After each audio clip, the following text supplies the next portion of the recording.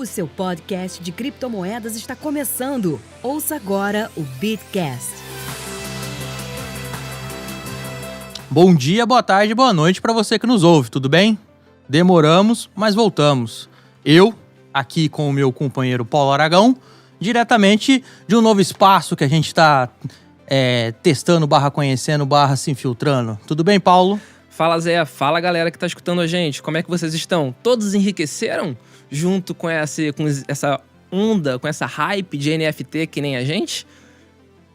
A gente só voltou porque ficamos ricos com as criptomoedas, ficamos ricos com o Bitcoin, ficamos ricos com os tokens não fugíveis que vamos apresentar aqui e abandonamos nossas famílias, abandonamos nossas mulheres, abandonamos nossa vida de pacatos cidadãos e fomos viver a vida de jogadores de pôquer. Agora eu virei colecionador de memes agora. Só que agora isso é tudo pago com esses tokens não fungíveis, Zé. Quero conhecer a sua galeria. Em qual plataforma você quer conhecer minha galeria? Prefiro não comentar. Mas é isso, galera. A gente voltamos com força total em 2021 e a ideia deste primeiro episódio de 2021 é falarmos um pouco sobre os NFTs, os tokens não fugíveis, e a gente fala daqui a pouco, logo depois da vinheta. Procurando rentabilizar suas criptomoedas? Acesse bitverso.com e conheça a plataforma de sinais da Universo Cripto. Com o plano de trade automatizado do Bitverso, a sua conta na Binance opera 24 horas por dia sem qualquer preocupação sua. Quer saber mais? Acesse já www.bitverso.com ou clique no link na descrição deste episódio. Já conhece o Bitcoin Sem Medo? Um curso focado em você que quer aprender mais sobre Bitcoin e criptomoedas de uma forma segura. Bitcoin Sem Medo é o curso oficial do Criptofácil. Veja mais detalhes em bitcoinsemmedo.com.br ou clique no link na descrição deste episódio. Paulo, meu caro, ultimamente, principalmente a mídia mainstream, conheceu os NFT, ou os tokens não fungíveis, e tá todo mundo maluco, né? Parece que o patrão ficou maluco, tem token vendido, tem obra de arte, na verdade, vamos corrigir isso daí, tem obra de arte sendo vendida por milhões de dólares, tem gente ganhando dinheiro, tem gente assustada, tem gente que não conhece cripto, olha pra isso e fala, meu Deus, como é que isso é? E a ideia do episódio de hoje é podermos explicar um pouquinho mais sobre como começou, como funciona, e dá pra ganhar dinheiro? Mais do que isso também, né, Zé? Eu acho que tem todo um debate por trás desses tokens não fungíveis, né, do NFT. Realmente, que nem você falou, não é algo que surgiu hoje, não é algo que surgiu em 2021, não é algo que surgiu em 2020, final, é algo bem mais antigo que isso, mas, que nem eu falei, tem todo um debate por trás do que é válido e do que não é válido. Como toda tecnologia, né, nascente, como todo início de tecnologia, eu acho que ainda tem muita coisa a ser purificada, ainda tem muita evolução em cima dessa parte. Só que, sem sombra de dúvida, é algo que a gente tem que debater, que vai auxiliar, sim, a cripto a cair no mainstream. Exatamente. Tá me parecendo muito o hype do ICO de 2017. Tá? Tô com aquele cheiro de hype de ICO, mas... Então, a gente conversa sempre junto, né, Zé? A gente sempre conversa. E hype de ICO de 2017, que foi quando teve aquela escalada, que era um ICO atrás do outro. A gente tá fazendo isso desde o final de 2020 e não só com os tokens NFT. A gente já teve com os tokens de DeFi, com as plataformas de finanças descentralizadas, e agora a gente tá tendo uma continuidade com NFT, né? Ao contrário de 2017, 2016 e 2017, quando a gente só teve o ICO, agora a gente tá tendo os dois. Mercado líquido? Vamos conversar no final do episódio. Mas, antes de mais nada, vamos só voltar na parte chata do podcast, que são os conceitos. Mas que história é essa de token fungível, não fungível? Que trem é esse? Só pra a gente todos ficarmos na mesma página, algo fungível é uma coisa que pode ser substituída por outra da mesma espécie, tá? Então, as criptomoedas em si, elas nasceram para ser fungíveis. Como? Eu empresto um Bitcoin pro Paulo, eu não faria isso, porque o Paulo é caloteiro. Até porque um Bitcoin são 300 mil reais, não se empresta 300 mil reais assim. É dinheiro, hein? Eu posso emprestar mediante coação também, a gente não tá dizendo modo. E o Paulo, depois de um X período de tempo que a gente acorda, me devolve essa quantidade de Bitcoin. Ele não necessariamente vai me devolver o mesmo Bitcoin que eu emprestei. Provavelmente não vai. Mas eu vou receber um Bitcoin. A mesma coisa é o dinheiro. Eu empresto R$50 pro Paulo, ou o Paulo me empresta R$50, e depois de certo período, ou depois que eu recuperar minha carteira, que eu posso ter esquecido a carteira, eu devolvo R$50. Serão os mesmos R$50? Não, não serão os mesmos R$50.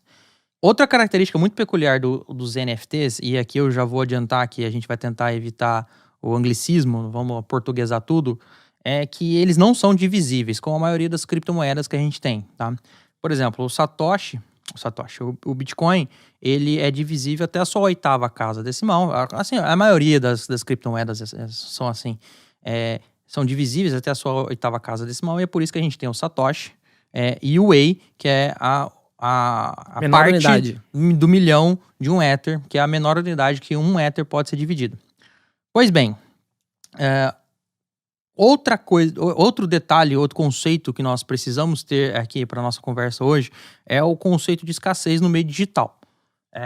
Nós já falamos isso em alguns episódios passados, eu vou deixar separado aí, mas uma das principais soluções que a blockchain trouxe, que o Satoshi Nakamoto trouxe quando ele criou a Ledger, né, que ele escreveu no white paper dele, é a gente conseguir coibir o gasto duplo, né? É a gente conseguir coibir que uma coisa que só existe no meio digital, tá? Nós vamos tratar de obras que só existem em sua infinita maioria no meio digital, mas a gente pode usar blockchain para auditar essa venda. A gente precisa evitar que isso seja copiado ou aumentado, tá? O conceito de escassez está aí, não é só copiar uma obra de arte a fim de falsificá-la, mas é aumentar uma quantidade de uma determinada moeda, gerando inflação, que é o que a gente evita. Um outro detalhe é que quando você cria um token não fungível, você torna aquela coisa colecionável. Ou seja, você confere aquele bem, aquela coisa digital. Quando a gente fala bem, a gente vê até a caneta, um celular na mão. Não, isso aí só existe no meio digital. A gente torna aquilo como uma propriedade única. Só existe aquilo. E a partir do momento que ele é único, ele é exclusivo, ele não tem, pode não ter nada igual, ele torna aquilo, ele se ganha a característica de se tornar colecionável. Então, como é que surgiu os NFTs? E isso aqui eu já peço desculpas porque vai dar trabalho explicar, porque começou em 2017 e é uma ideia super interessante que começou a rodar inclusive em contratos que eu diria primitivos, né, no Ethereum. Começou a rodar no conceito padrão do Ethereum e depois foi aprimorado por desenvolvedores. 2 desenvolvedores de aplicativo, um chamado John Watson e o outro Matt Hell, criaram um algoritmo, que esse algoritmo ia criar imagens de 24 por 24 pixels, de maneira a criar 10 mil conhecidos na época como CryptoPunks. A ideia deles era fazer uma obra de arte digital, e esse algoritmo criaria 10 mil CryptoPunks diferentes entre si, com suas características. Tem lá os alienígenas, tem lá os outros bagulhinhos lá, e a ideia deles, na época, era dar um aspecto colecionável a essas figurinhas que foram criadas digitalmente. Porque como é que você vai dar um aspecto colecionável? Como é que você vai dar um aspecto... como é que você vai colocar a característica de escasso em algo que pode ser... Com um print screen, você copia e fala, eu também tenho isso aqui na minha tela, na tela do meu celular e tal, e tudo mais. Na época, eles pensaram em incorporar esses desenhos na rede do Bitcoin, mas nós estamos falando de 2016, 2017, perdão. Naquela época a gente nem tinha o conceito de SegWit, a gente nem tinha implementações que foram bastante discutidas recentemente, que tornaram inclusive a rede Bitcoin mais escalável, mais célere. Imagina naquela época onde só era possível transacionar valor, você queira transacionar também um conceito de um ativo digital. Como parênteses, né, Zé? Vale ressaltar que até hoje, 2021, a blockchain do Bitcoin continua sendo algo muito difícil para você colocar um token nela, ou então um smart contract ou algo do gênero assim, né? Tanto é que quando os desenvolvedores querem fazer algo relacionado ao Bitcoin em um smart contract ou um token, eles envelopam esse Bitcoin e colocam ele em outra blockchain. Eles locam esse Bitcoin, eles bloqueiam esse Bitcoin e criam um similar a ele, um análogo dele em uma outra blockchain. Então, até hoje, mesmo com tantos anos, o Bitcoin continua sendo não o melhor meio para poder fazer isso. Atenção, maximalistas. Isso não foi uma crítica, isso é só uma característica. Será? Eu gosto do Bitcoin, por favor, deixa lá. Os antigos funciona bem, não dá problema. Entendeu? Quanto mais antigo, melhor, não dá problema e é mais confiável. Esse povo aí que inventa as modinhas novas, as IOTA, os nano na vida, já não sei, entendeu? A IOTA desliga, o Bitcoin não. Voltando ao nosso assunto e largando a piada, os dois desenvolvedores, então, foram conhecer um pouco mais da rede do Ethereum, da característica do ERC20. E lembrando, naquela época não existia uma forma de se programar na rede Ethereum que desse a característica de não fungível para o ativo, para o contrato que você esteja programando na rede.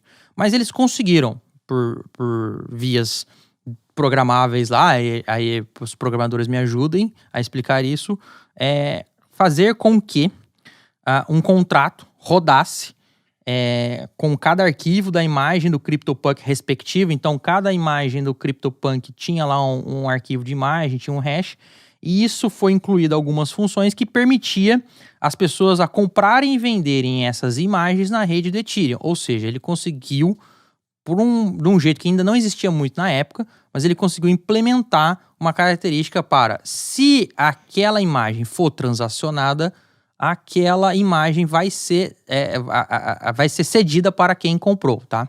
De maneira que quem vendeu não tem como mais copiar, trazer outra e etc, etc, etc.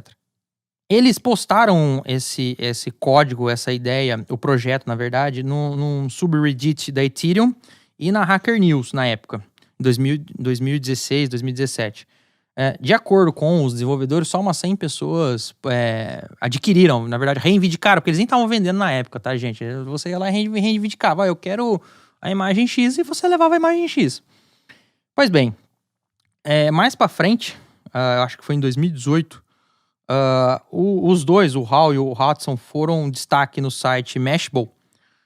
E aí, nesse dia que eles foram destaque no site Mashable, que é um site de mídias sociais, de mídia nos Estados Unidos, naquele dia o jogo meio que virou. Só por eles terem sido destaques no site, 8.000 CryptoPunks foram reivindicados naquela época. Eles separaram 1.000 para eles, para ficarem na galeria / estoque deles.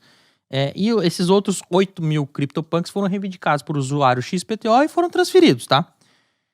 Nessa época, no final de 2017, ainda não existia o protocolo que permitiu você criar coisas não fungíveis na rede Ethereum, que é o protocolo ERC721. Aí, como eu tô aqui e hoje eu tenho privilégio de estar ao lado dessa figura, a gente agora não grava mais em nossas residências, agora a gente tá chique no último, nós estamos gravando no estúdio. Agora eu jogo a bola pra você, Paulo. O que é ERC ou Ethereum Request for Commit? Na verdade, ele é um protocolo, né, que ele permite justamente esse desenvolvimento tanto de smart contracts quanto de tokens de uma forma muito fácil, né? A rede Ethereum, quando surgiu, ela já surgiu com a ideia de ser uma plataforma de computação descentralizada. Ao contrário do Bitcoin, que ele claramente surgiu para ser uma substituição de um meio de pagamento, o Ethereum não. Ele surgiu para ser uma plataforma de computação descentralizada, onde os desenvolvedores conseguissem colocar as suas aplicações rodando na blockchain dele. Esse era o conceito inicial. Só que, claro, nasceu de um jeito e vai tendo evolução. Graças a Deus. Por favor. Então, ele nasceu de um jeito onde a ideia era essa, mas os desenvolvimentos e as aplicações não eram tão fáceis. Tanto é que tem o ERC20, por exemplo, tem o ERC721, que nem você falou, que já é um outro protocolo com outras características. Eu acho que nem vale tanto a pena, hoje aqui, a gente entrar no mérito sobre o que cada um desses protocolos diferentes possibilitam ou não possibilitam. É super válido a gente comentar e frisar que é graças a essa evolução que a rede Ethereum apresentou e que a rede Ethereum apresenta sempre que possibilitou a criação dos NFTs. Tanto é que a gente vai começar a falar agora de alguns outros NFTs que deram início realmente ao surgimento dessa hype, que não foi algo recente, né? Inclusive, exatamente, na época, congestionou a rede do Ethereum. Exatamente. Só para complementar o que o Paulo falou, esse novo protocolo proposto por um grupo de devs em janeiro de 2018 visava, de acordo com o paper deles, implementar determinadas características para certos contratos que rodam na rede que pudessem ser usados por plataformas que oferecessem itens colecionáveis, chaves de acesso, bilhetes de loteria, assentos numerados e, por exemplo, partidas esportivas. Ou seja, você conseguiu transacionar coisas únicas na rede Ethereum. Mas aí, em 2017, naquela época a gente estava num hype dos ICOs e se você não se lembra ou se você não conhecia cripto nessa época, todos os ICOs, e nós vamos deixar aqui um episódio sobre ICO nos comentários do episódio, todos os ICOs rodaram na plataforma da Ethereum, na rede da Ethereum. E mesmo hoje em dia, 4 anos depois, grande parte dos tokens que são lançados continuam sendo lançados em cima da plataforma do Ethereum. Por mais que existam críticas, como por exemplo das altas taxas, etc, dos altos custos para a emissão dos contratos inteligentes na rede Ethereum, até hoje em dia, 2021, grande parte dos tokens continuam sendo emitidos em Ethereum, né? Só um parênteses. E nessa época, onde a rede estava na sua capacidade máxima de funcionamento e era contrato para lá, contrato para cá, e transferia ativo para lá, transferia ativo para cá, e lançava ICO, e dava scan, e dava golpe, e era um faroeste de verdade. Saudades, mas tudo bem. Um grupo de desenvolvedores lançaram um aplicativo descentralizado. Naquela época era muito comum, vamos lançar um aplicativo descentralizado. Aí tinha o Uber, Dap, né? os Daps. Tinha o Uber descentralizado, tinha o Airbnb descentralizado, tinha banco descentralizado. Eu entrei nessa, botei lá sem doleta e perdi tudo. Mas tudo bem. Faz parte do aprendizado. Skin the game. Todo mundo no meio cripto já acreditou em algum projeto que não tinha a menor possibilidade de dar certo. Mas a gente teve a crença em algum momento. Aliás, se você... nunca perdi dinheiro com cripto. Se você conhecer uma pessoa, a pessoa fala assim, não, nunca perdi dinheiro com cripto. Essa pessoa está mentindo. Naturalmente. Não tem chance. Não existe essa chance. A gente fala isso com propriedade. Que a gente já perdeu. Enfim, nessa época, um grupo de desenvolvedores criaram um aplicativo centralizado chamado CryptoKitties. Os gatinhos. Quem não se lembra dos gatinhos fofinhos que rodavam na rede de Bitcoin? E o jogo era simples, não era nada demais. Era um Tamagotchi, era um bichinho virtual rodando na rede Ethereum. Você comprava lá um gatinho, podia comprar ou criar um gatinho, né? Você coletava lá as coisinhas que esse gatinho tinha que fazer e uns bagulho... e vendia esses gatinhos virtuais nas plataformas centralizadas de venda. Só que, contudo, essa atividade de pegar o gatinho, criar o gatinho, coletar as coisas do gatinho, limpar o gatinho e tal, eu lembro que era um Tamagotchi da vida. Entupiu a rede Ethereum, que de 15% a 20% do tráfego da rede estava concentrado só nesse aplicativo descentralizado. E aí, já entre as N vezes que a rede Ethereum foi colocada à prova, aí vem o pessoal, será que a rede Ethereum está preparada? Será que não sei o quê? E etc. E, enfim. O que a gente vê muito quando isso acontece é o quê? A rede do Ether acaba ficando congestionada porque aumenta a demanda por transação, aumenta a demanda de utilização. Porque ela é a blockchain que possibilita smart contract mais utilizada. Só que quando a demanda aumenta muito, realmente a rede gargala. O Ethereum ainda está em desenvolvimento. E o que acontece nesse período? Começam a surgir os Ethereum Killers, a evolução do Ether, a blockchain que é muito superior à blockchain do Ethereum, que possibilita a mesma coisa e que vai fazer o Ether não valer nada no futuro. Então, Adoro. Não aconteceu só uma vez e hoje em dia está acontecendo de novo. Nessa época do CryptoKitty, quando o CryptoKitty surgiu, não quando ele surgiu, mas um ano depois, se eu não me engano, ele surgiu no final de 17. Em 18, eu fui para um evento nos Estados Unidos chamado Ethereal, que é uma convenção de Ethereum. Teve um leilão dos CryptoKitties lá. E eu vi aquilo, eu falei, gente, que loucura, que coisa absurda. As pessoas estão pagando milhares e milhares e milhares de dólares por um gato feio, virtual, porque não era nem um desenho bem feito, era um desenho quase de 8 bits. Era pixelado. Exatamente. Pixelado. Então ali eu comecei a ver que talvez eu ainda não tivesse a capacidade intelectual suficiente para imaginar o que a gente poderia chegar no futuro. 3 anos depois. Exato. Eu só queria dar uma dica. O Paulo tava no mesmo evento em maio de 2018 aí. Foi o Brooklyn Ethereum Summit lá? Exato. Nesse mesmo evento foi vendido também um CryptoPunk. Naquela época, em 2018, um item, né, dessa coleção denominada CryptoPunk foi vendido por $950. Vocês vão ver daqui a pouco, isso é mixaria, tá? $950 é peanuts, é dinheiro de pinga hoje em dia. Comparado com o que o povo tá vendendo. Quer dizer, pra gente no Brasil, com o dólar R$6, Mas a gente, mas a gente tá rico por causa do DeFi, não tá? Exatamente, esqueci. Esqueci os boletos.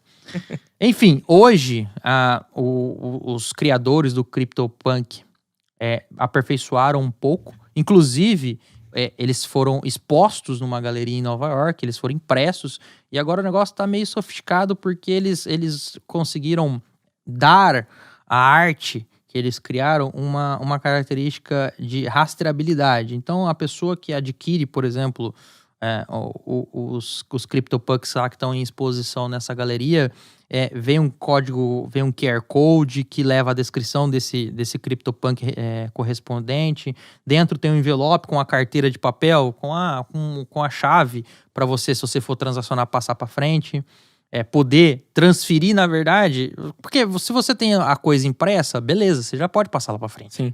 A mera tradição, como a gente fala no direito, já permite que você faça a transmissão desse bem imóvel. Mas a ideia é quem adquire quer ter a comprovação de que aquilo é dela e de mais ninguém.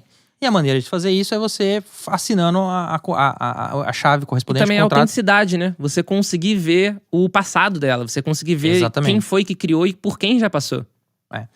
E isso, como vocês vão ver daqui a pouco, é a parte mais interessante. Se a gente pode resumir toda essa introdução desse episódio em algumas poucas palavras, seriam assim: NFT é uma coisa única, porque ela não pode ser substituída ou dividida. É escasso, porque a sua quantidade é pré-determinada num contrato que roda na rede Ethereum e isso não vai ser mais alterado. É acessível, porque qualquer pessoa pode acessar, qualquer pessoa com internet pode acessar a blockchain do Ethereum e ver que aquele ativo digital tá lá e pertence àquele endereço. E é durável. Mas por que é durável? Porque enquanto tiver tendo internet, enquanto tiver rodando a blockchain do Ethereum, ele vai continuar lá. A gente tem que lembrar que tá na blockchain, não muda. Tá na blockchain, não apaga. Tá na blockchain, não volta atrás. Acabou. Quer dizer, volta atrás se você for amigo do Vitalik. Não é assim que funciona também. Cutuquei onça com a vara curta. Não é assim que funciona. O episódio do Dedal foi um episódio completamente diferente. A gente pode gravar um episódio fazendo essa retrospectiva, mas a história lá foi outra. Não foi exatamente assim que aconteceu. Essa história tem que ser gravada com o Edilson Osório, porque ele tem informações super interessantes. Ele, inclusive, viu na época a falha no código e avisou. Ele avisou, não escutaram ele, não corrigiram. O Edilson é um fudido, no bom sentido.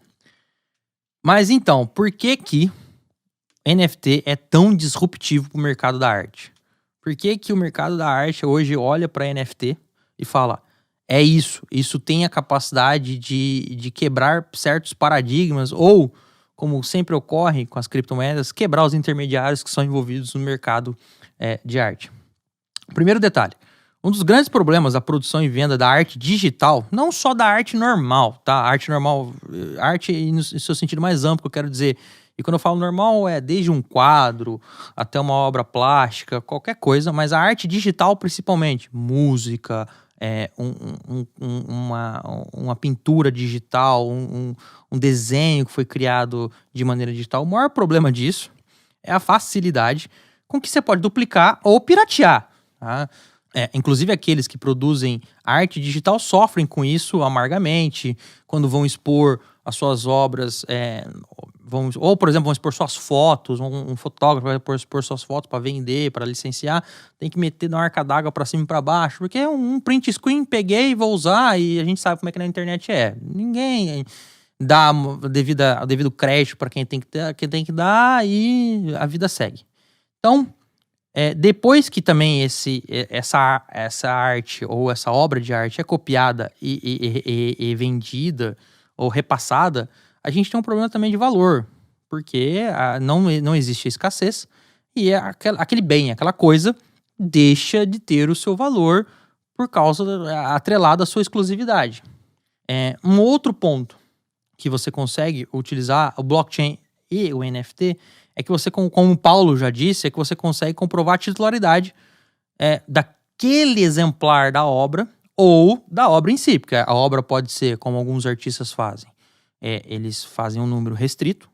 Um fotógrafo, por exemplo, quando vai vender sua foto, ele pode optar por fazer X impressões.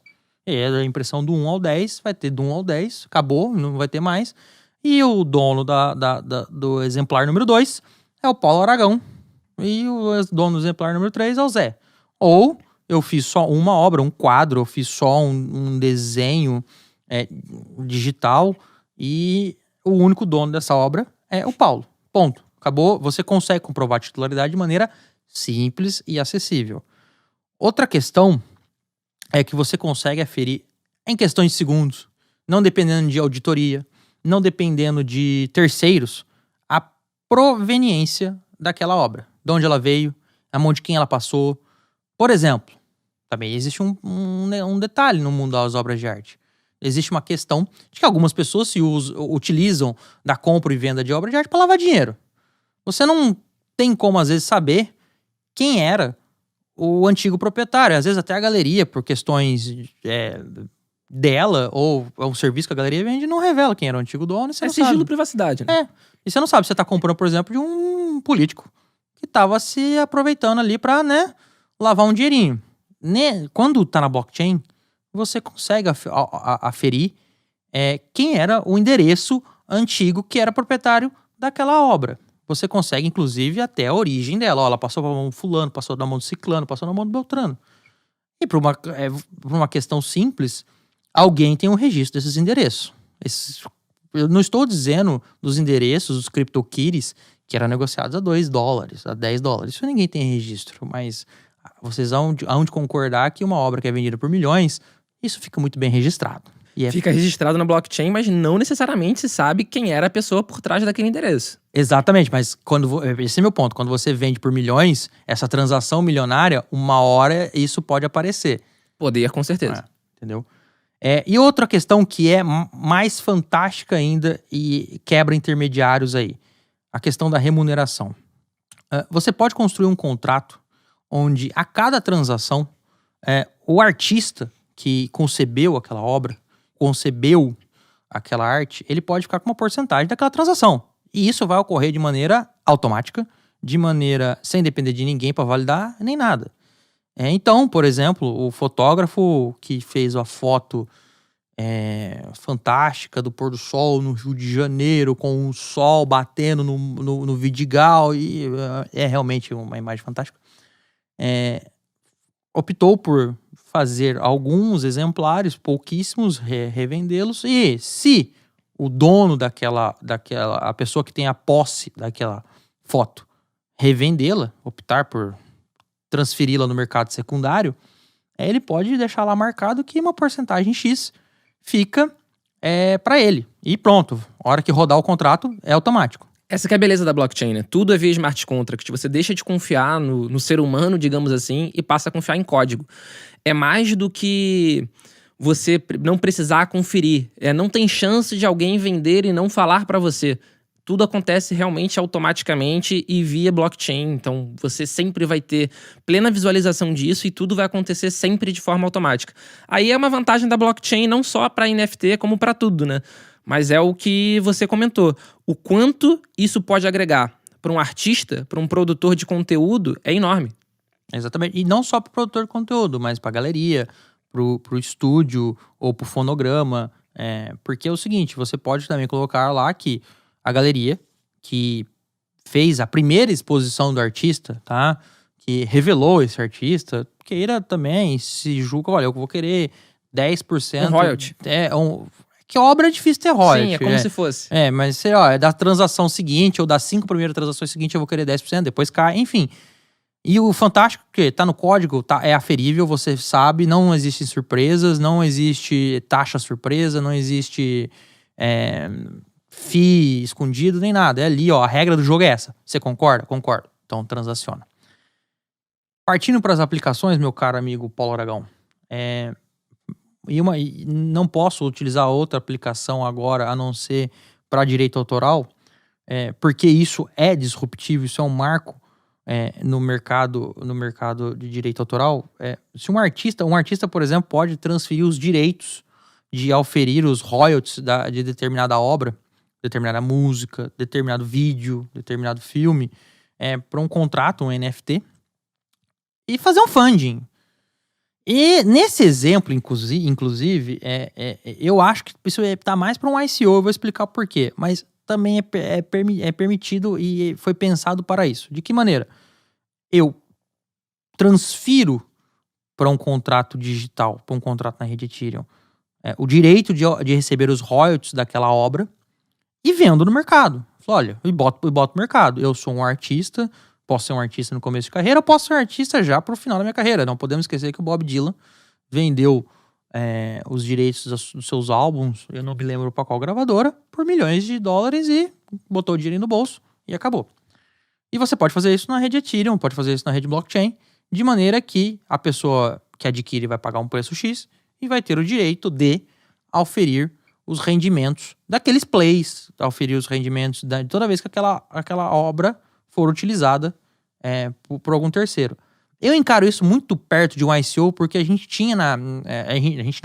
tem possibilidades de fazer um ICO de maneira que quem detém aquele token no ICO aufere rendimentos da exploração daquele negócio que foi vendido anteriormente. Parece muito, mas existem as diferenças. Existem diferenças, mas realmente é bastante similar. Em 2018, por exemplo, tinha uma plataforma chamada SingularDTV, que o token era SNGLS até. E o que ela possibilitava? Ela possibilitava que o artista, por exemplo, fizesse um levantamento de verba, como se fosse um crowdfunding, justamente na rede Ethereum. Era justamente isso que você falou. Então, por exemplo, o Grammatic, que é um rapper, o que ele fez? Ele transferiu os direitos de um álbum em específico para um contrato, para um smart contract, e ele levantou a verba que era necessário para gravar aquele álbum via... Não era chamado de ICO, mas era uma ICO, porque ele fracionava aquele direito que estava em um smart contract em diversos tokens. Então, realmente, ele tem um funcionamento muito similar a uma ICO. Você pode, por exemplo, também fazer o fund de uma turnê. Você decide antecipar os recebíveis dessa turnê por motivos XPTO. Você coloca nesse contrato que a pessoa que adquirir esse contrato vai ter os direitos de receber X% da bilhetagem. Você bota um equity ali em cima, né? Vai receber uma proporção de cada ticket de ingresso vendido. As ideias são totalmente possíveis. Pensou? É factível. E você pode também vender o master do CD, que é aquele fonograma, de maneira que a pessoa que adquire aquele fonograma pode, a cada vez que aquele CD, aquela música for reproduzida, ele recebe os royalties oriundos daquele master. Novamente, você tem um contrato que você não consegue mais copiar, você não consegue mais duplicar nem nada. Você consegue vender para uma pessoa, falar, você é dona disso, muito obrigado, passar bem, você pode começar a oferir os rendimentos. E para mais, aí a gente começa a entrar no mundo das ideias malucas, que é o que a gente vai comentar que tá surgindo aqui. Inclusive... Sobre essas ideias, sobre essas aplicações, NFT, que nem você falou logo no início, é algo insubstituível. Um token único, que você não consegue duplicar. Isso é muito para item colecionável, realmente. Para você conseguir entender isso, se você não for um colecionador, se você não gostar de colecionismo, fica um pouco mais difícil para entender, na minha opinião. Eu, por exemplo, eu coleciono. Eu sou colecionador de blusas do Vasco. Verdade. Eu tenho cerca de 60 blusas de coleção, fora as minhas de uso pessoal, Zé. Aquele joga bola. Exatamente. São 60 de coleção, fora os outros itens, como credencial, como medalha de torneio, como faixa. Então, cada item daquele, por exemplo, é único, foi usado numa partida, foi dado em um determinado torneio. Então, eu vejo valor em itens únicos, eu vejo valor em itens exclusivos. Então, eu vejo utilidade no NFT, mas eu também vejo muita coisa que eu não tem razão de existir, que é o ponto que você vai falar agora. Porque no meio dessa profusão de ideias, dessa efervescência de ideias interessantes, chegou o nosso querido, conhecido, safadinho, Elon Musk, e falou, vou ganhar um dinheirinho também. Vou me aproveitar do hype e vou fazer um dinheirinho. Como se ele não fosse pobre, mas tudo bem. O Elon Musk é foda. O Elon Musk resolveu criar um NFT para uma música que ele tá leiloando e, salvo engano, ele também fez um NFT para uma obra de arte, correto?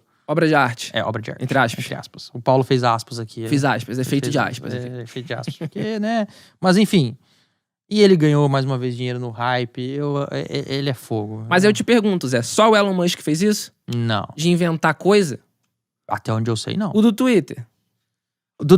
Vamos trazer para o palco um debate que eu e o Paulo estávamos tendo aqui no background. O Jack lá do Twitter, é que eu não vejo nele uma figura do especulador. O meu ponto é esse. Eu não vejo nele a figura do especulador. Não que o especulador seja ruim, que o especulador traz liquidez pro mercado, verdade seja dita. Mas eu olho pro Jack e falo, um cara que sempre apoiou, sempre foi entusiasta de criptomoedas, sempre foi entusiasta de Bitcoin. E ele aproveitou o hype também e ganhou uns milhões. Por quanto foi leiloado o primeiro tweet dele? 2 alguma coisa, milhão de doleta? O que se faz com o primeiro tweet dele? Você pode pagar. Aliás, se alguém do governo federal, governo brasileiro, /judiciário, resolver mandar pagar, talvez seja pagado. E aí, o que você faz com isso? E o que isso provê pra você? Nada. Exatamente isso. A NFT tem muita coisa legal no aspecto de colecionismo.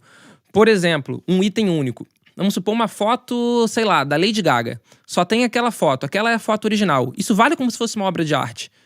Um fã da Lady Gaga, quanto pagaria por uma foto exclusiva dela que ela falaria, olha, essa foto eu que tirei, a minha, blá, blá, blá, blá, blá. Tem um valor agregado, tem um valor intrínseco. Mas o quanto vale um meme? Tem gente botando meme e conseguindo leiloar por 5, 6 mil dólares. Aí a gente cai naquela questão que nós estamos mudando um pouco do paradigma da propriedade. Não, nem só entrando na questão de valuation, mas Sim. A gente está mudando um pouco do paradigma da propriedade. Porque, veja bem, o meme, ele não vai deixar de ser usado. Não vou deixar de usar meu sticker no WhatsApp e passar o meme pra frente. E zoar quando tiver que zoar.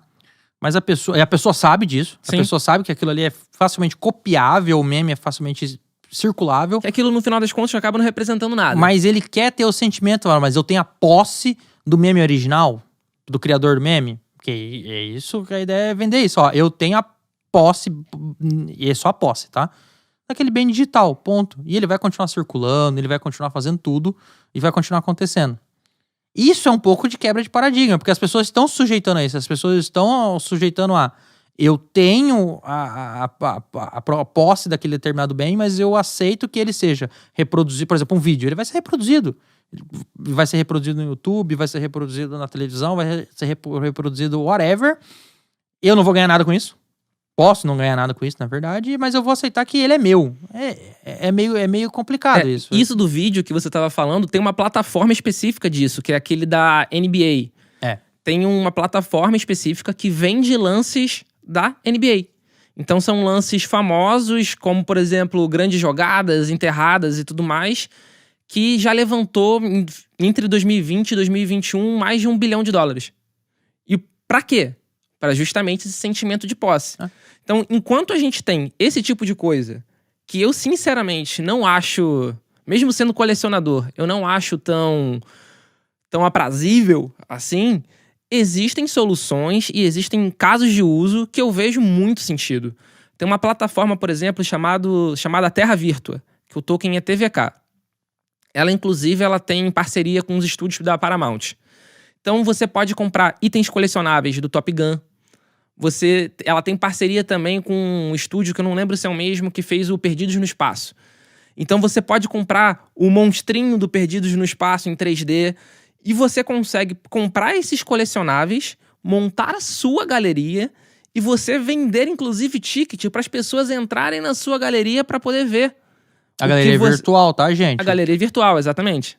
Tudo Terra Virtua, né? Tudo virtual.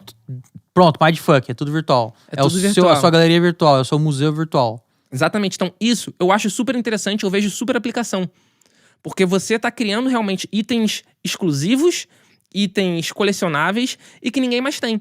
Quando eu compro uma medalha, por exemplo, de um título X do Vasco, eu sei que tem um número muito limitado de pessoas que tem essa medalha. Não é qualquer um que vai dar um Ctrl+C, Ctrl+V nessa medalha e vai poder utilizar. Então, eu, por exemplo, poderia montar um museu e vender ingresso? Poderia. Então, para mim, o NFT, ele tem muito disso.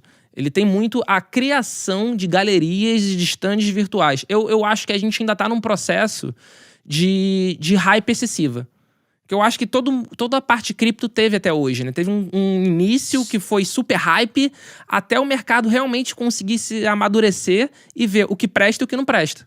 Eu tenho um comentário. Começa pouquinho, começa assim, tive essa ideia, e aí sabe-se lá Deus por quê, alguém resolve vender aquilo e entra nesse hype do que o mercado mundial tá líquido, o mercado mundial tá sobrando dinheiro, porque eles estão injetando dinheiro no mercado mundial. A gente tá passando por uma crise razoável, uma crise econômica razoável por causa do coronavírus, e a solução que os governos tiveram, critique-se ou não vamos entrar nesse mérito, não me julgo, inclusive, competente para entrar nesse mérito, é injetar dinheiro. E a hora que injetaram dinheiro, o mercado começou a ficar muito líquido e começaram a surgir essas doideiras. De vez em quando, é um tweet que foi vendido por 2,5 milhões de dólares e que, tô te vendendo a posse desse tweet, mas ele vai continuar sendo exibido para todo mundo. O primeiro tweet do dono do Twitter, todo mundo acessa aquilo lá.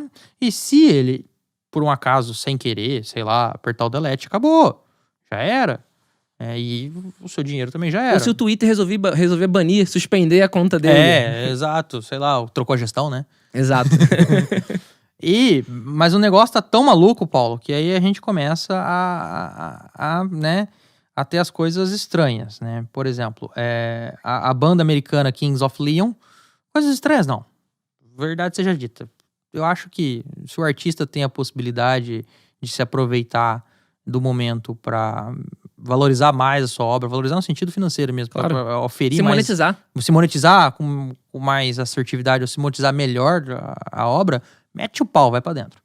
Aí a banda americana Kings of Leon, eles lançaram uma versão VIP do novo álbum deles, que é When I See Yourself, que inclui, além das músicas, né, além desse álbum VIP, entradas vitalícias em shows e algumas artes exclusivas. Enfim, eles arrecadaram 2 milhões de dólares. Justo? Isso eu acho justíssimo, eu acho demais, justamente porque eles criaram algo exclusivo. Eles criaram... público deles. Quê? Pro público deles. Pro público deles. Eles criaram algo que faz sentido. Aí, nós também tivemos... e esse foi o que gerou o mindfuck, inclusive na mídia mainstream, que é a hora que foram ver, pera aí, essa transação é a terceira maior transação de um artista vivo. Existe um artista que chama Beeple, não é People, tá? É Beeple. E ele, não lembro agora se foi nos vídeos de 2007, 2012, mas faz tempo pra dedéu. Criou uma obra que chama Os Primeiros 5 Dias, que ele e a família dele ficaram criando uma obra onde eles colocavam fotos desses 5.000 dias. Essa obra é uma obra digital, tá? Não é uma obra que foi feita num quadro, né? Não num quadro, mas num painel que ele foi tirando foto com aquela câmera que sai a foto na hora e vai colando lá. Polaroid. A famosa Polaroid. Ele foi criando digitalmente e esse arquivo final digital foi feito um NFT disso, e a galeria, e é uma galeria famosa, emitiu esse NFT e botou para leilão. E a obra foi vendida por 69 milhões de dólares. Isso é a terceira venda mais cara até hoje de um artista vivo. Tá? E aí, a hora que isso chegou na mídia, fala, peraí, teve um artista, uma pessoa que vive disso, uma pessoa que, né, vive para criar, vive da arte, da sua arte, vive para compreender, na verdade, para exprimir num papel, numa música, etc., a sua visão do mundo, né, a sua visão da realidade.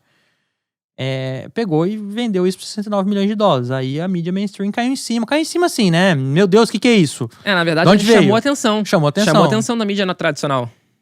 E aí, e às vezes, um sentimento que começou a acontecer...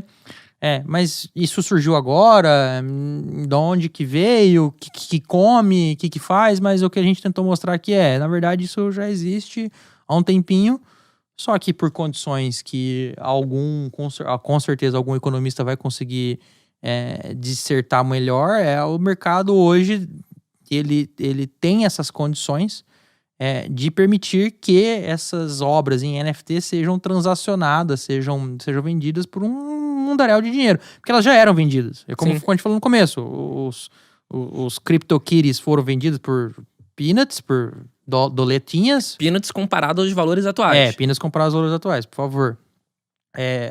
Em 2018, quando o Paulo tava lá, venderam um CryptoPunk por $950, que quem olhasse na época fala, já é muito dinheiro. E hoje em dia, venderam por milhões. E esses CryptoPunks fazem milhões. E aí, Paulo, começaram a ter as plataformas. Por exemplo, existe uma plataforma onde todos os 10 mil CryptoPunks estão catalogados. Uhum. E não só estão catalogados, como estão lá, ó, o proprietário desse aqui é o endereço X. E se você quiser, você vai lá e fala, ó, endereço X, eu estou te oferecendo mais tanto. E se a pessoa quiser comprar, você dá a proposta, você né? dá a proposta, e se ele aceitar, o match acontece de maneira automática na rede Ethereum. Você tem outras, como o Paulo falou, você tem outras galerias digitais, outras plataformas que visam fazer essa intermediação de quem tem. E você tem também plataformas com aquela Hairball lá, que ela... E é isso que eu acho fantástico quando alguém consegue fazer isso. Porque a gente tem que ter em mente que tudo que acontece no mundo cripto, quando começa, né? Quando aquela característica, aquela feature, aquele produto começa, normalmente ele é de difícil utilização no mercado comum. Sim. Porque, sei lá, por exemplo, todo mundo... hoje é difícil saber isso, passarmos por isso, mas quando o Bitcoin começou, a carteira só rodava em Linux, com linha, Decred. Eu sofri muito no começo. Não tem experiência de usuário, isso, né? não tinha user experience. Eu sofri muito enchendo o saco do Ramo, enchendo o saco do Emil, enchendo o saco do... Girino? Do Girino. Girino é um pai, de verdade seja dita. Porque falou, me ajuda aí, porque não tinha a porcaria da carteira pra Windows, que é o sistema mais comum. Demorou muito tempo, e mesmo quando fizeram foi uma bosta. Quando lançaram pra Mac também foi muito ruim também, não funcionava. Não funcionava nada. Mas isso é o que você falou, é tudo em cripto. Quando surge, ele surge muito primário.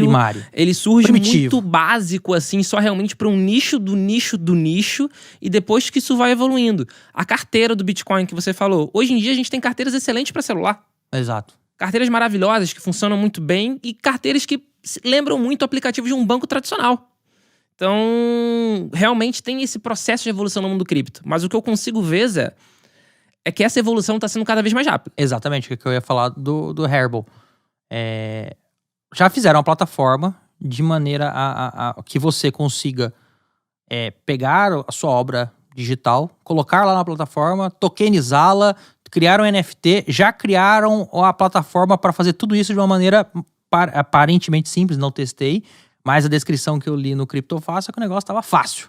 Ou seja, maneiro, porque é acessível. Se você leu no Criptofácil, então você tem uma ótima fonte de conhecimento. Esse é o primeiro ponto. Jabá! Mas o ponto que eu ia falar isso também não é algo novo. Porque quando a Singular foi lançada, eles lançaram uma plataforma chamada Tokit.io, que é o Tokit.io. E essa plataforma era justamente para você conseguir criar o seu smart contract, o seu token de forma muito simples. Então, já é uma evolução que realmente começou na época ali do CryptoKitty. Não foi algo que começou agora. Mas, de qualquer forma, se a gente parar para pensar, 3, 4 anos é muito pouco perto do universo que foi, por exemplo, para o Bitcoin ele começar a ter uma carteira mais intuitiva, mais amigável no celular. Então, a gente está cada vez conseguindo diminuir esse gap, esse intervalo de tempo que a gente tem está cada vez menor. Só pra contar uma fofoca, tá? Acho que a Seed, né? Só surgiu em 2013. As palavras As Seed, palavras quer dizer? Seed só surgiram em 2013. De 2008 a 2013 era na chave privada, chave pública, lá, as duas anotadinhas. Inclusive, eu acho que tem um e-mail do Satoshi, como é que ele guardava. Tem um detalhe muito bom que a Paradigma citou no Twitter essa semana. Depois eu vou lembrar de ler. Mas assim, o que a gente usa hoje, hardware wallet, em 2013, isso não existia, meu amigo. Se você quisesse manter em segurança, você tinha que pegar um computador, montar em Linux, criptografar, fazer tudo por si só. Com o risco de perder tudo, porque com o risco de errar o código. Exatamente. E perder tudo, e chorar. Cripto tem isso, né? Be your own bank, seja seu próprio banco. Legal, bacana. Mas, que nem falam o tio do Spider-Man, né? Grandes poderes, grandes responsabilidades. Grandes poderes trazem grandes responsabilidades. Exato. Então é a mesma coisa em cripto. É muito bacana você ser seu próprio banco. É muito bacana você fazer a autocustódia, digamos assim. Mas é muita responsabilidade agregada. Então, o que a gente tem tido no mercado ao longo do tempo é justamente... a gente está criando facilidade para esse perfil de usuário, que é um usuário que está chegando agora. Hoje em dia, para quem está chegando agora, tá tudo muito fácil. Inclusive para você comprar um NFT ou então para você poder fazer um NFT. A gente tem diversos artistas que não são do meio cripto, nunca foram do meio cripto, que estão lançando obras, lançando quadros, lançando fotos, fotografias em plataformas de NFT. Tem um fotógrafo chamado Wickbold, ele é até o herdeiro daquela marca de pão. Ah, mentira. Juro. Ele deu uma entrevista pro Criptofácil, que é um excelente portal e você deve entrar. Jabá. E nessa entrevista, ele estava falando justamente sobre os tokens NFTs que ele está lançando com as fotos dele. Isso demonstra que já não é algo mais fechado dentro do nosso nicho. A gente não depende mais que o Zé entre e compre um gatinho, um CryptoKitty. Agora a gente está realmente saindo do nosso nicho, saindo da nossa bolha e chegando no mainstream. E dando utilidade também. Exatamente. Esse é o principal ponto. Um artista, uma pessoa que ganha a sua vida a partir do trabalho, fala, não, isso aqui eu tô vendo valor. Sim. Eu tô vendo interessante isso daí. A gente vai acabar chegando num nível onde vai ter muito artista tendo tokens NFTs, vendendo itens em plataformas de NFT, e esses artistas não vão ter nenhuma outra vivência no mundo cripto. Não sai, eles podem achar, inclusive, não, eu usei a plataforma do Querubim, vamos dar um nome XPTO aí. Eu usei a plataforma Querubim. Ele às vezes nem sabe, nem precisa saber. Exato. Nem precisa saber que, na verdade, a tecnologia por trás que garante aquela segurança. Exato. Não, pronto, e isso pra mim que é o bacana. A gente tá chegando num nível de evolução de mercado aonde os produtores de conteúdo, por mais que não sejam de cripto, conseguem produzir, conseguem se monetizar. E o principal, pra mim, eles conseguem tirar intermediários. Então, eles conseguem vender diretamente pro público deles, eles conseguem pegar um percentual maior de venda, eles conseguem... Ou perder menos nas taxas, ou não perder perder menos nas taxas, ou então não perder... Ou então, não precisar confiar em um ser humano para não perder em transações futuras. Então, isso para mim que é o mais bacana. É criar utilidade na vida real e de diferentes nichos. Não só do nosso nicho de cripto ali, do nosso nicho de entusiasta. Um artista não necessariamente é um entusiasta cripto. Exatamente. E eu tô só esperando. Parece que a Atari deu um primeiro passo, mas, por exemplo... E isso, inclusive vai sair um episódio, ou já saiu, ou vai sair um episódio feito pelo Gwyn sobre um jogo que roda na rede do Litecoin, que é parecido com isso, mas pensem o seguinte, as plataformas de jogos, inclusive, elas dão umas limitadas de como que as pessoas podem transacionar os itens colecionáveis do jogo. Sim. São poucas as plataformas, por exemplo, eu não sou um jogador assíduo, eu só jogo jogo de matar, CS, Call of Duty, Battlefield... Ou jogo joguinho de construir, SimCity, etc. Mas Gwyn, por exemplo, é um grande jogador de RPG. Constrói bem a cidadezinha no SimCity? Rapaz, eu sou bom, hein? Eu sou um prefeito bom de Maracanã. É mesmo? E não, sem roubar, hein? Sem macete? Sem macete. Ah, não acredito. Pois é. O Gwyn joga Black Desert, ele me conta lá, então. Enfim, algumas plataformas limitam. CS também agora tem lá online. Eu tô jogando faz bastante tempo, né? Porque minha época era o CS 1.6. Vou deixar claro o marco temporal. Fazia virada na Lan House? Pra caralho, Corujão. Adorava. Sabadão de Corujeira. Você consegue agora permitir que esses usuários eles tenham esse bem colecionável do jogo, eles individualizem esse bem colecionável do jogo e eles transacionem. Aí, por exemplo, nós não vamos ter mais a figura do youtuber, nós vamos ter a figura do jogador. Sim. Jogador de quê? Jogador de jogo mesmo, de CS. E vai lá, joga CS, pega lá o XP dele, compra lá o item e vende. E a própria fabricante do jogo, a autora do jogo, pode oferir uma receita X desse cripto colecionável que ele vai vender. E para ela é interessante que exista essa circulação de bens, porque se você permite essa circulação de itens do jogo, você pode ter mais pessoas procurando saber do jogo, procurando jogar o jogo e etc. Enfim, foi aberta a porteira. Pois tem skin, por exemplo, de Counter-Strike que vale milhares de dólares. Então, já é um mercado que já existe. Já. E que os NFTs, eles podem, na verdade, auxiliar esse mercado a crescer e a dar confiabilidade nesse mercado. É interessante, por que uma desenvolvedora de jogo como o CS não vai transformar as skins em NFT?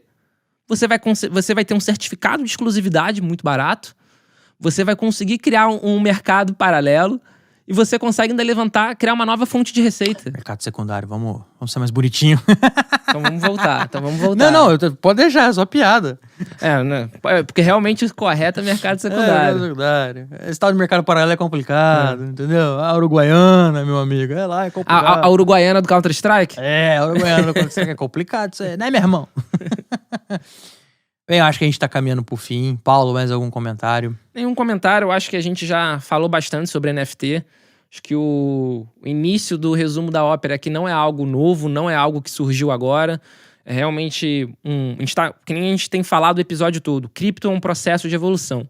Desde quando Satoshi Nakamoto escreveu o white paper, a gente vem num processo de evolução não só do Bitcoin, mas de todas as outras criptos que surgiram depois do... E todos os golpes que surgiram também. O que mais tem, né? Mas o golpe também faz parte do processo de evolução.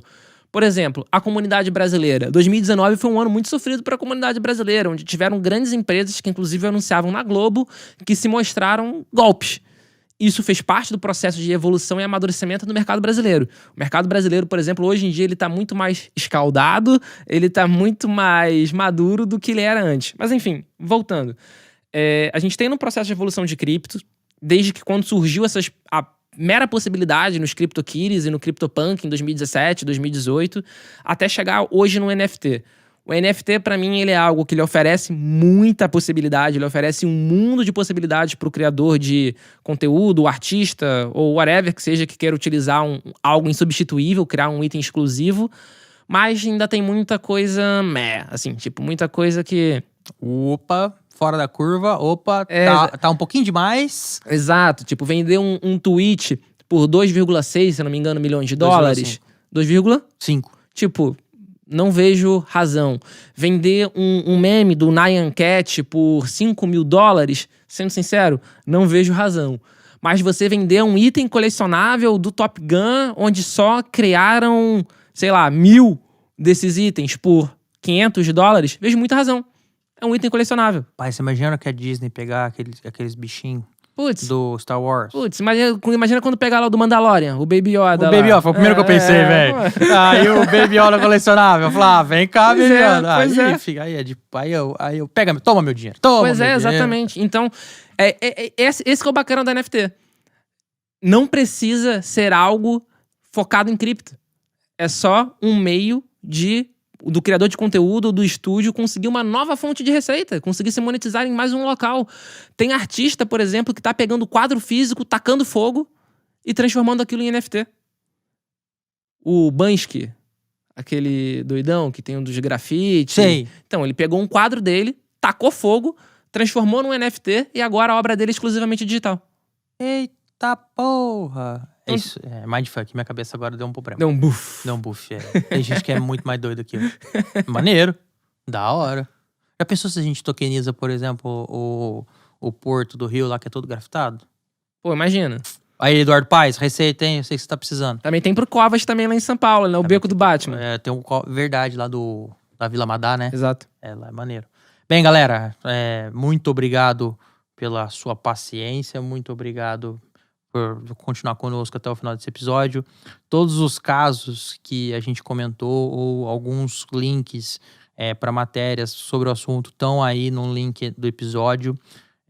Principalmente, eu gostaria de frisar, tem um artigo de um artista de Nova York, onde ele escreveu em 2017, ele falou, cara, em síntese, ele fala assim, artistas, conheçam blockchain, conheçam essa função, conheçam a possibilidade de tokenizar a sua obra, porque isso vai ser o futuro. E o cara acertou, velho.